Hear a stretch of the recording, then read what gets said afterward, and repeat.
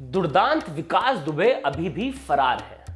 इस बीच परत दर परत कुछ ऐसे पहलू खुल रहे हैं जिनसे इतने बड़े हत्याकांड की पृष्ठभूमि कुछ समझ में आने लगी है। पॉलिटिकल पैटर्नेज विकास दुबे का वो हथियार है जिसकी मदद से उसने इतने दिन अपने गोरख धंधे को ताना और आगे बढ़ाया। ब्रजेश पाठक के साथ फोटो वायरल होने के बाद लिस्ट रुकने का नाम नहीं ले रही है। कांग्रेस के राष्ट्रीय सचिव और पूर्व सांसद राजा रामपाल एक तरफ तो लॉ एंड ऑर्डर पर प्रियंका गांधी के साथ मंथन कर रहे थे और दूसरी तरफ उनके विकास दुबे के साथ याराने की फोटो वायरल हो रही थी। एक हास्य कलाकार भी हैं, पहचान तो गए हुई हो करा करते हैं, अन्नू अवस्थी। लेकिन भाई साहब खुद विकास दुबे जैसे क्रिमिनल को नहीं पहचान पाए और साथ में खूब कचौड़ी छानी, लपक लपक के फोटो खिंचवाई। उनके घर भी एसटीएफ पहुंची है। उनके विकास दुबे के साथ हर तरह के संबंधों की जांच हो रही है, व्यापारिक, सामाजिक, हर तरीके के। और एसटीएफ अगर जांच करने पहुंची है तो कुछ तो आधार होगा ही। जय वाजपेयी नाम का एक व्यक्ति जो विकास दुबे का खजांची बताया जा रहा है, वो भी एसटीएफ की जांच के केंद्र में है। कॉल डिटेल्स की मदद से एसटीएफ उस तक पहुंची है। जय वाजपेयी के पास 3 लग्जरी गाड़ियां मिली हैं और कोई भी उसके नाम पर रजिस्टर्ड नहीं है। उसमें से एक ऑडी गाड़ी भाजपा युवा मोर्चा के प्रदेश मंत्री प्रमोद विश्वकर्मा के नाम पर रजिस्टर्ड है, तो शक की सुई विश्वकर्मा पर भी जाती है। एसटीएफ ने जय वाजपेयी और उसकी मां और पत्नी को भी हिरासत में ले लिया है और यह बात लगभग स्थापित हो चुकी है कि विकास दुबे के सारे काले धंधे जय वाजपेयी ही मैनेज करता था। लोगों का कहना है कि 5 साल पहले जय वाजपेयी पान की गुमटी लगाता था, लेकिन खुदा ऐसा मेहरबान हुआ कि क्या बताएं। विकास दुबे का एक 2017 का वीडियो चर्चा में है जिसमें वो 2 भाजपा विधायकों के बड़े कृतज्ञ मालूम पड़ रहा है। एक है अभिजीत सिंह सांगा और दूसरे हैं भगवती प्रसाद सागर।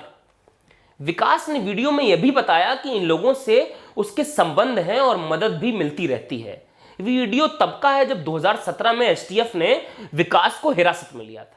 शहीद सीओ देवेंद्र मिश्रा का पूर्व एसएसपी अनंत देव तिवारी को लिखा एक पत्र और एक ऑडियो भी सामने आया है। पत्र में साफ कहा गया है कि चौबेपुर एसओ विनय तिवारी की भूमिका संदिग्ध है और वो दुर्दांत अपराधी विकास दुबे से सहानुभूति और सांठगांठ रखता है।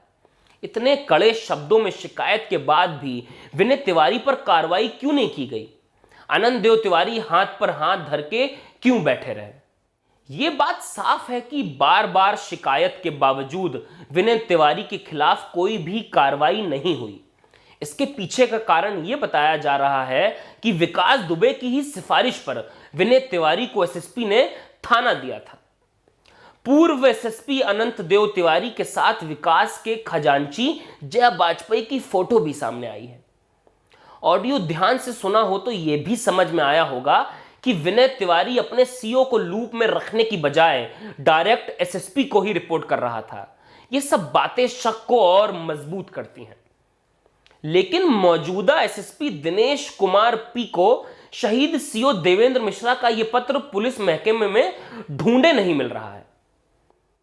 सोशल एवं इलेक्ट्रॉनिक मीडिया में तत्कालीन सीओ बिल्लोर श्री देवेंद्र मिश्रा जी के द्वारा एक चिट्ठी एसओ चौबेपुर विनय तिवारी के खिलाफ तो लिखा गया है। इस संबंध में एक चिट्ठी वायरल हो रहा है। उस चिट्ठी में ये तथ्य दिया गया है कि 386 धारा विकास दुबे के खिलाफ जो लगा है वो हटाया गया है और उसको फेवर किया जा रहा है।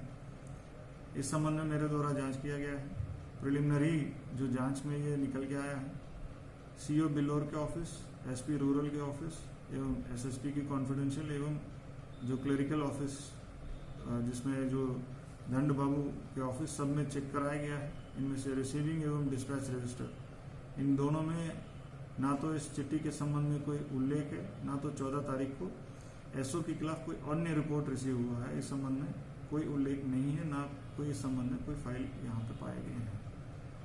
फिर भी इस संबंध में और भी गहराई से हम जांच कर रहे हैं कि इस चिट्ठी का जो जेन्युइनिटी के संबंध में हम लोग और जांच कर रहे हैं।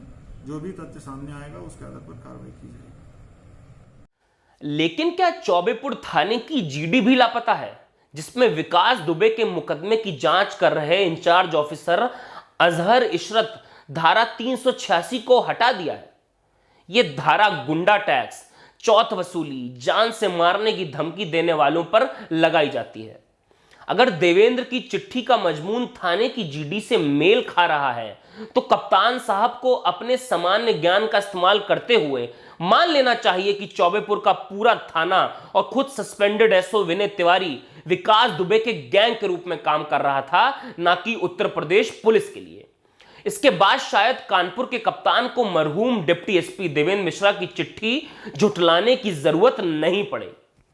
इसके बाद भी अगर कानपुर के कप्तान को शहीद देवेंद्र मिश्रा की आखिरी चिट्ठी खोजे नहीं मिल रही है तो फिर इसमें भी एक साजिश की आशंका से इंकार नहीं किया जा सकता।